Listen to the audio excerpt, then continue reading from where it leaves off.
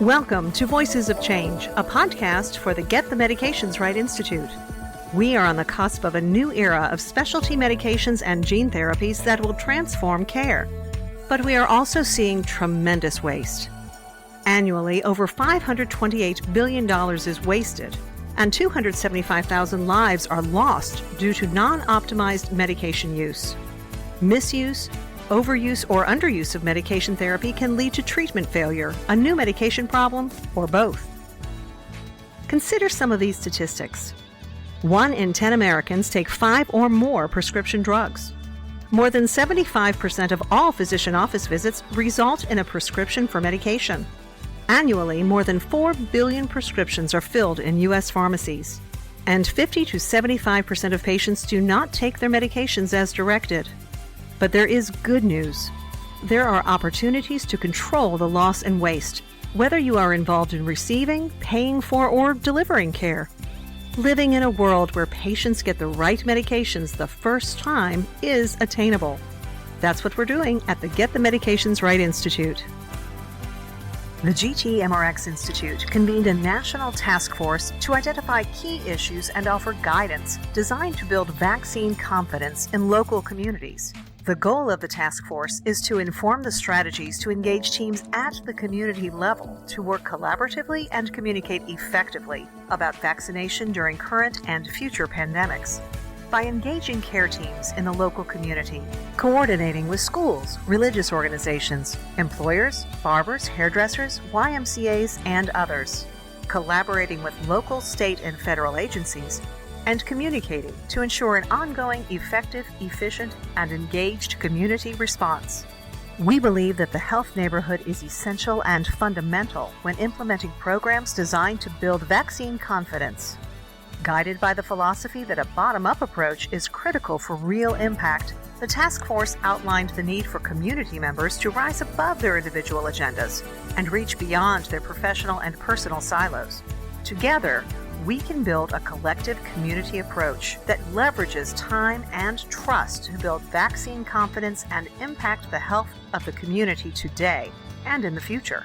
GTMRx would like to thank Johnson & Johnson for sponsoring the work of the task force. No employees or affiliates of Johnson & Johnson served on the task force, and the company neither advanced nor had approval over any of the recommendations.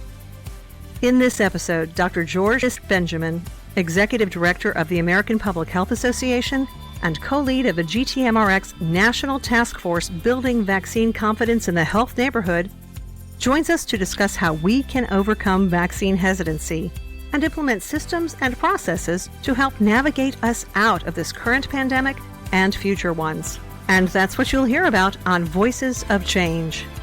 And here's your host, the Executive Director and co-founder of the Institute, Katie Capps. Hello, everyone, and thanks for joining us today. Speaking with us on this episode of Voices of Change is Dr. George Benjamin, Executive Director, the American Public Health Association. He served as a co-lead on the Get the Medications Right Institute's National Vaccine Task Force, Building Vaccine Confidence in the Health Neighborhood. The task force was kicked off at a national meeting co-sponsored by the Bipartisan Policy Center and was comprised of leading experts from around the country. The task force released a report in June and a set of recommendations focused on building vaccine confidence in the health neighborhood, along with additional recommendations about strengthening the public health infrastructure. The task force was focused on creating the best path forward to overcome hesitancy during the current pandemic by engaging local communities and leaders in what we call vaccine confidence leagues. Now, I'll boil down a few of the recommendations for you and put them in simpler terms. Those recommendations included accelerated approval of vaccines, an aggressive public education campaign, vaccine payment reform, improved vaccine access for primary care practices, a more effective immunization information system, no cost sharing for certain patients, and enhance diversity, inclusion, and equity in vaccine dissemination and administration. The work of the task force was sponsored by Johnson & Johnson. Now, let me tell you a little bit about our guest. Dr. Georges Benjamin is known as one of the nation's most influential physician leaders because he speaks passionately and eloquently about the health issues that have the most impact on the nation's health today. As executive director of APHA since 2002, he is leading the association's push to make America the healthiest nation in one generation. Dr. Benjamin also serves as publisher of the nonprofit's monthly publication, The Nation's Health, the association's official newspaper, and the American Journal of Public Health, the profession's premier scientific publication. His recent book, The Quest for Health Reform, A Satirical History, is an expose of the nearly 100-year quest to ensure quality, affordable health coverage for all through the use of political cartoons. Now let's move on to our guest. Welcome, Dr. Benjamin, to today's podcast. Well, listen, thank you very much for having me with you today. You know, the coronavirus variant, the Delta coronavirus variant, originally discovered in India last December, has now become the most dominant and worrisome strain of the coronavirus circulating globally.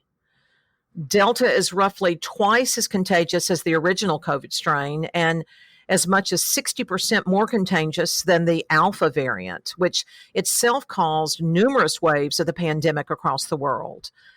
And according to reporting from the New York Magazine, as of the end of July, the Delta variant has been detected in nearly every country in the world, and it has fueled rapid outbreaks in places where vaccination rates are low. Delta has also quickly become the dominant strain in the U.S., where it's estimated to account for at least 93% of all new sequence cases in the country.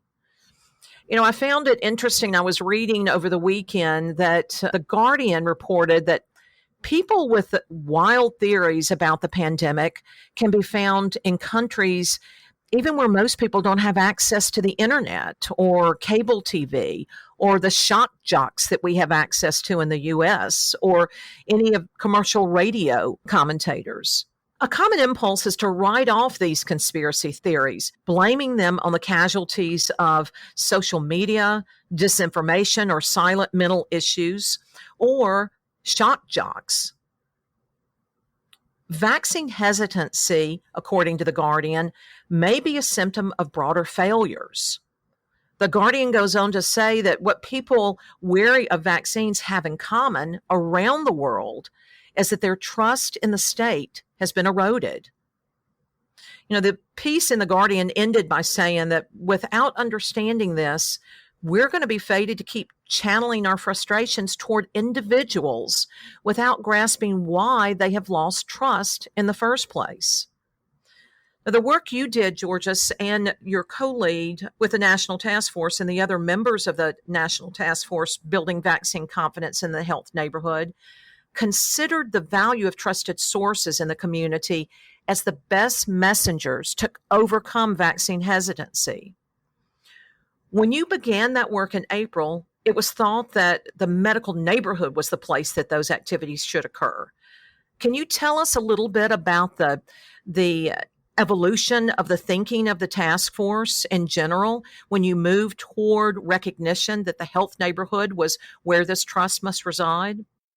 Well, you know, as we began thinking about this, we recognized that the concept of a medical neighborhood was too narrow. You know, when people hear the word medical, they think doctors and nurses. And the truth of the matter is, if you're going to get your hands around this particular pandemic, we have to make sure that people see themselves more holistically. And we need to see, first of all, that they're fundamentally healthy each and every day. And then we wanted them to do these things that we know that are preventive in nature, which certainly have a medical slant to them, but that many people don't necessarily see this as a medical intervention, even though it is. So wearing a mask, washing your hands, keeping physically distanced, some of the lockdowns that we've had, those are absolutely public health and medical care interventions, but they have such a societal overlay that we wanted people to see those as a health intervention. So as we move from this concept of medical neighborhood to health neighborhood, that was what we were trying to illustrate. And then the other part of this was to recognize that in many ways, this had become a top down, government driven concept. And we were trying to make this from a bottoms up concept so that people saw themselves in their communities in a more holistic way.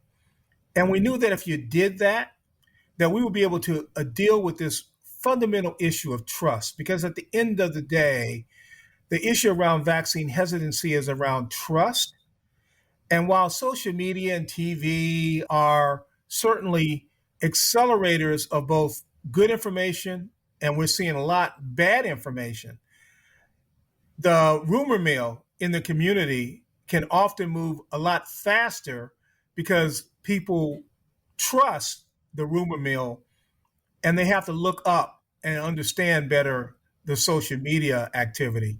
So when your friend and your neighbor and someone you fundamentally trust tells you something, you're much more likely to believe that than you are the social media, even though the social media can be a accelerator, a verifier in many ways.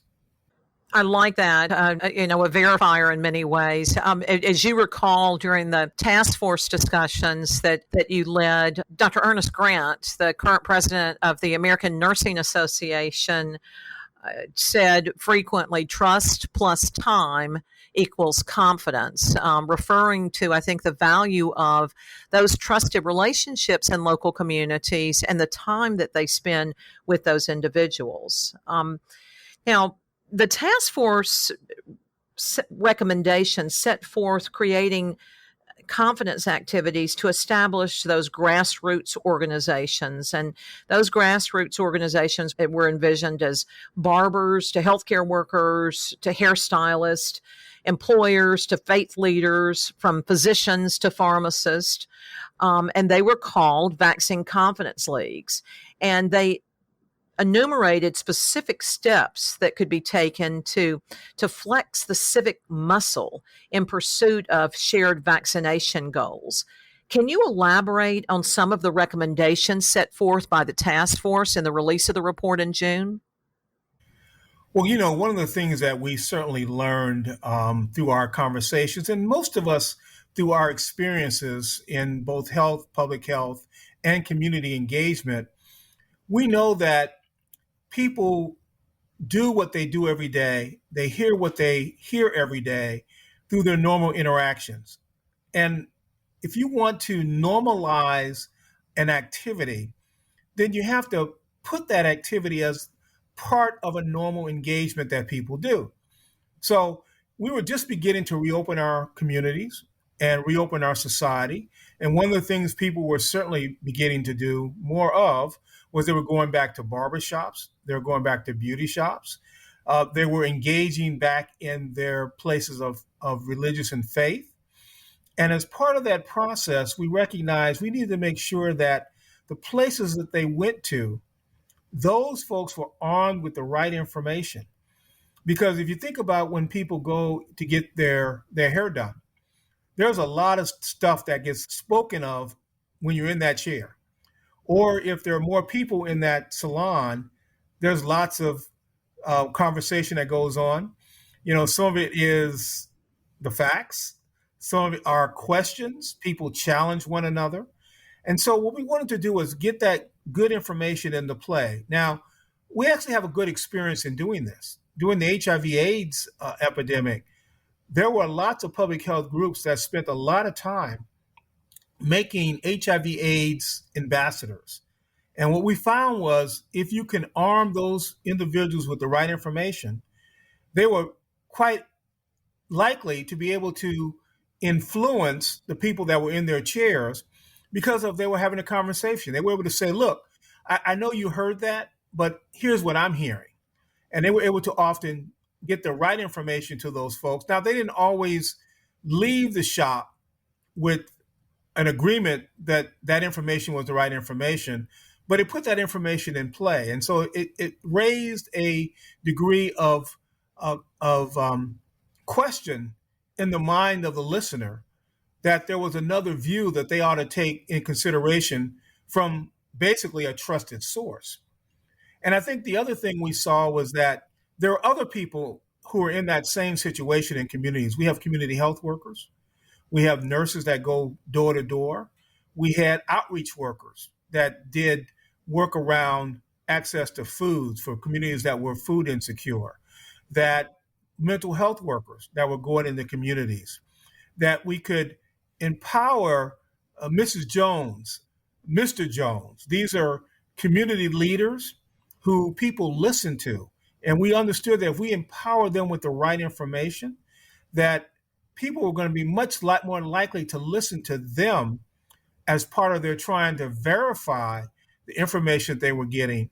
And of course, we knew from all the polls that were done that doctors and nurses and healthcare providers, particularly your healthcare provider, were much more likely to be trusted messengers than politicians and even many of the people that you hear on TV every day. I think those are all very good points. And of course, as you know, on the task force, we had the opportunity to include Dr. Doug Henley, formerly Executive Vice President of AAFP and current CEO of ACP, Darylyn Moyer, representing primary care and internal medicine. And as a physician yourself and as Executive Director for the American Public Health Association, now that we're in a new wave of fighting the Delta variant, what do you see as the top three things that we need to do now to get our country fully vaccinated, to leverage that health neighborhood concept and to build these or to create these trusted conversations? And then can you give me an example of what has worked well and what's not worked so well? Well, I think we need to do everything we can to normalize the conversation and to destigmatize people who are doing things that are helpful for their health. For that, I mean, for example, we certainly need to make sure that everybody who is unvaccinated gets vaccinated. The second thing we have to continue to do is address the disinformation that's out there. Disinformation being the things that people are saying that are definitely not true. And of course, as part of that misinformation are the rumors that people are spreading around, but not doing so in a manner in which they're being distrustful, which creates an area of lack of trust.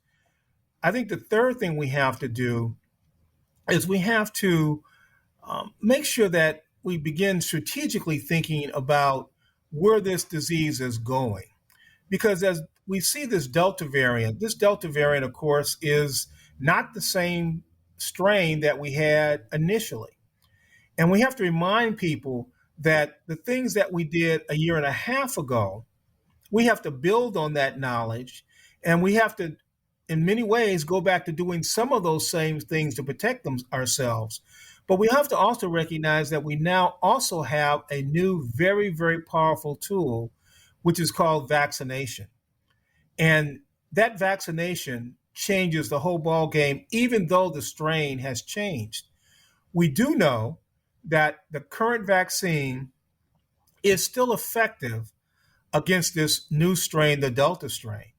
But that if we don't get our hands around controlling the Delta strain, that there are new strains that could take over, and Delta could be just like it was a year and a half ago with the original wild type virus, we call it, or the Alpha strain, which initially started taking off, and then that one got totally overtaken by Delta. And the concern is it going to be Lambda? Is it going to be, some other strain? We name them now by the Greek alphabet. And we certainly hope that we don't get to a Zeta. That's kind of the end. Right. That would be that could potentially be a very, very powerful strain. And the way these viruses mutate is by infecting another person. So the more people that get infected, the much more likely we are to have a mutation that occurs that will totally escape the virus. So the secret, I think, in one phrase is get vaccinated or get COVID. Is the way we ought to now be thinking about this and doing that as quickly as we possibly can, getting everybody vaccinated. So, can you give me an example of overcoming vaccine hesitancy or building vaccine confidence, as we refer to it as a task force? And in that area, what has worked well, and then an example of what has not worked so well? The thing that has worked the best is when you come across someone who has their concerns about the vaccine, that you listen very carefully about what their concerns are, understand what their concern is, and then answer it very directly. That has worked the best because when you do that, you're not being deceptive. People know that you've heard them, that you're answering the question that they have about the vaccine, and then they're much more likely to get vaccinated. In fact, when that's been done in town halls and community forums, the odds against people getting vaccinated is much higher. What hasn't worked real well, and of course, I think most of us don't think will ever work, is by shaming people and by calling them names and by belittling them in such a way that, first of all, you turn them off so they cannot hear your message. Secondly, you're not listening to their concerns. And third, you're not addressing what their concern is in a meaningful way. Now, when you do that, there will be people that will certainly be turned off and will never get vaccinated. And I know no one who feels that they've been abused as part of a conversation is going to listen to you. And you've also made it less likely they're going to listen to anyone else, even if that person comes to them and listens very carefully. You lower the chance of them, having an interaction with them that's going to be constructive. So the more we can do to have constructive conversations with people, to address their concerns, the more likely we are to get more people vaccinated. And at the end of the day, are there people that we will never convince? Yes. But to the extent that we can convince almost everyone, that's what herd immunity is all about. Yeah, it's a very good point. I think moving away from trying to argue or debate and more along the lines of trying to reason and offer facts is an excellent recommendation. I think we know not only in vaccine health behavior, but in other health behaviors, those aren't effective measures, right, or strategies. So, yeah, any parent who's ever told their kids not to do something yeah. and then watch them quietly slurk away to go do it knows exactly what we're talking about. Exactly. Now, let's move on to another area of recommendations because, as you know, the task force was really interested not only in addressing issues around building vaccine confidence in the health neighborhood, but also looking at what needed to be done as we move forward as a nation, and discuss the importance of a really robust immunization information system. I was struck in a lot of our discussions, particularly with the primary care physicians, about the inability to receive some of that information in a bidirectional format. Many of the nation's immunization information systems suffer from years of underinvestment, and the functionalities and capabilities of those systems vary greatly across the states. What do you think the next steps are left for states to adopt consistent standards for providers to report and receive information about those who have been vaccinated, so they can target those in that population to have these trusted conversations? And then how should we mitigate the issues surrounding concerns about privacy and security? Well, in 2021, the general public has amazing tools for us to do stuff that impacts our daily lives. You can, 3 o'clock in the morning, you can order something both to eat, to arrive at your house in a couple days. You can shop. You can talk to someone visually, pick a tool to do that. You can order a car to come to your home to pick you up, to take you somewhere and then bring you back. And yet, in our healthcare system, the assumption is that we have the same degree of flexibility, enhanced technology, which allows us to communicate, move materials and information around wherever we are to whoever we want to move it to. And the answer is we do not. That we have not yet put the dollars and structures in place for us to share health information in a meaningful way.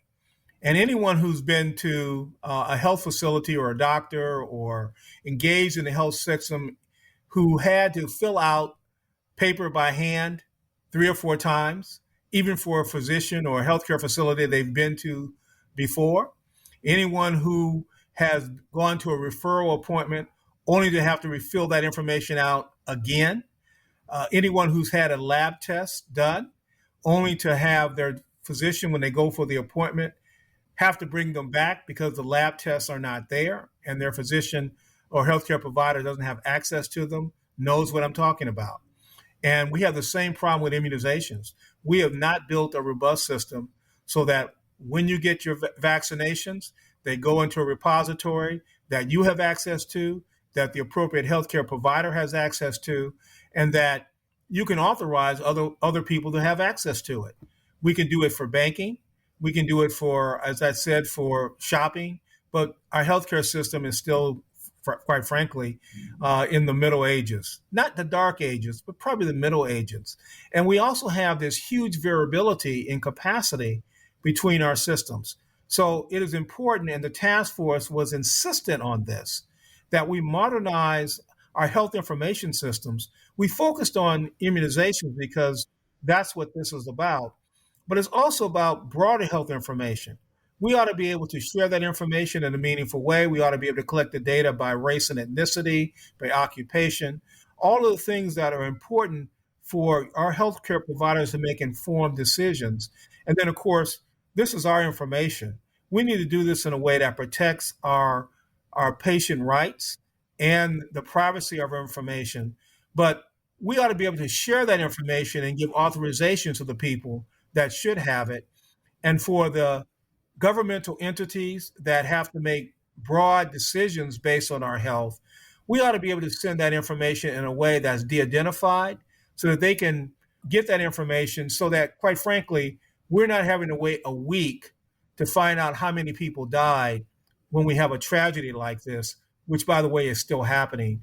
We shouldn't have to have this information filled out by pen and pencil and then faxed from one place to another, which is also happening with quite a degree of commonality. Happens all the time. This happens far too often, and not having these systems are far too common. And we need to make sure we make those investments. So, we know that privacy and security are big issues, and I think you mentioned that it should be done it should be shared in a way that you can protect privacy and security, and I think all would agree. Are there steps that you think we should take to mitigate the concerns that the public have around privacy and security? I think we have to do a better job of explaining people what those protections are in place. We have enormous protections under HIPAA, which is our overarching law that protects the sharing of our health information. I think we do, first of all, do a better job of explaining people what those protections are. But we also have to have a framework because, as you know, we're having a lot of discussions right now around sharing vaccine information, sharing that information with employers, sharing information with others, the whole idea of quote unquote vaccine passports, which is, of course, a misnomer for sharing the documentation that shows you've been vaccinated. It's not a passport. It's not a legal document. It is a medical document. But increasingly, without any real guidance, we have people that are now having big debates and discussions around, do I have to show this when I go into a bar or restaurant? Because people are afraid. They're worried about being exposed to others. And they want to make sure that at the very least, everyone who's coming into those facilities is vaccinated to the extent possible. But it requires us to have a framework around that information. And there will be some places where we will require to be vaccinated. All healthcare workers must be vaccinated. No doubt about that. If you're going into a conjugate setting, schools, places like that, people are going to have to be vaccinated. There's certainly some jobs where you absolutely have to be vaccinated. If you're on a submarine, you need to be vaccinated. The military has determined now that for readiness and security of our nation, all of our armed forces folks, and that also means many of the civilian contractors that work for them have to be vaccinated. So there's certainly situations where that has to occur. And I, of course, want everyone to be vaccinated. So I do think as we think through this, we need to have a much more structured discussion as a nation and develop a framework so that everybody knows what those expectations are. And again, we normalize the process of getting this vaccine just as we did for measles, mumps, and chickenpox. Right. And having in place certain data use agreements or an understanding from the American public of how that data is going to be used could also be helpful as well. And as you mentioned earlier, the vision of the task force was not only to look at the current pandemic, but also consider that the vaccine confidence leagues would later lead to health confidence leagues in local communities, recognizing again that trusted sources at the community level are some of the most important sources to offer knowledge that will impact attitudes that could potentially impact longer term health behaviors. Is there anything you'd like to say in your closing comments about the work of the task force that you and Paul Abramowitz led, and insights into what steps we may need to take as a nation as we move forward to avoid or mitigate some of the issues that we have confronted during this pandemic? Yeah, let me just acknowledge Paul as a co-lead here, because Paul is an amazing co-lead through the process. And I think that what we tried to do is create a framework so that communities can come together to solve many of the health problems in those communities. Because think about it, while we're all very much worried about COVID, we've got climate change issues. We have issues of gun violence. We have issues of food insecurity. We still have an obesity epidemic, an opioid epidemic, a growing epidemic of sexually transmitted diseases. HIV/AIDS, while we certainly have some effective treatments for it now, it's now become a chronic disease. It's something that we're going to have to come together as a community to continue to address. And we have this, growing threat of Alzheimer's and an aging process that we really haven't gotten our hands around as a nation. So we have a lot of work to do. So what we're hoping to happen with these health neighborhoods is that we can build a community of people who think about health in a different way, from prevention to acute and chronic care, so that they're working together collaboratively to support their neighbors, their families, and their friends. And, in many ways, this is just the start of a process, but it's certainly what, public health has all been about. It's what the healthcare community thinks about when it thinks about health versus medicine. And that's why we changed the name to health neighborhoods from medical neighborhoods. Well, and thank you for that. And, your point about aging communities, I read over the weekend that every day in the United States, 10,000 people turn 65 years old. So, and we saw some of that, I think, during this pandemic, didn't we? The vulnerable, the more vulnerable populations fell within those categories, right? So it absolutely does. And, the good news is that we are aging. We want people to age gracefully and healthy in place. The last few years, because of COVID, we've actually had a reduction in our life expectancy. So we have a lot of work to do if we're going to gain those years back. And by the way, even though we've lost in one survey for one population, particularly African-American men, almost 3 years lost in life expectancy. Wow. You don't get that back in a year. No. So we got a lot of work to do. The Latino community, loss of life expectancy, and for all Americans, loss of almost a year of life expectancy. So we have some work to do, and these health neighborhoods is the way we're going to get this back. Well, I thank you. I'm glad that you are the individual championing this on behalf of public health, and I want to thank you for the time and the energy and the effort that you spent as part of the Get the Medications Right National Vaccine Confidence Task Force. And thank you for your leadership. We do have a lot to do, and we're committed to working to expand these efforts as well. So thank you very much. And until next time, be well. That marks the end of this episode of Voices of Change. Thanks to our listeners for tuning in. To learn more about the work of the National Task Force on Building Vaccine Confidence in the Health Neighborhood and to read their final report, please visit us at www.gtmr.org. As a 501c3 nonprofit, GTMRx relies on financial support from those who share our mission and vision. We would like to thank the organizations who have already pledged their support to our work. These organizations include our founding funders, the American Society of Health System Pharmacists, Johnson & Johnson, and the American College of Clinical Pharmacy, our executive members, the California Chronic Care Coalition, Kaiser Permanente, Tabula Rasa Healthcare, and the Department of Veterans Affairs, and our strategic partners, the American Association of Colleges of Pharmacy, AbbVie, Amgen, Breast Cancer Index, Genentech, Kimber Booth, LabCorp, the National Alliance of Healthcare Purchaser Coalitions, OneOhm, the Journal of Precision Medicine, the Teachers Retirement System of Kentucky, the Cleveland Clinic, the Coalition of State Rheumatology Organizations, Curator, Genomind, the Association for Accessible Medicines, Avera, and Empirics. Their support is crucial to advancing the work of the GTRMX Institute. Until next time, be well.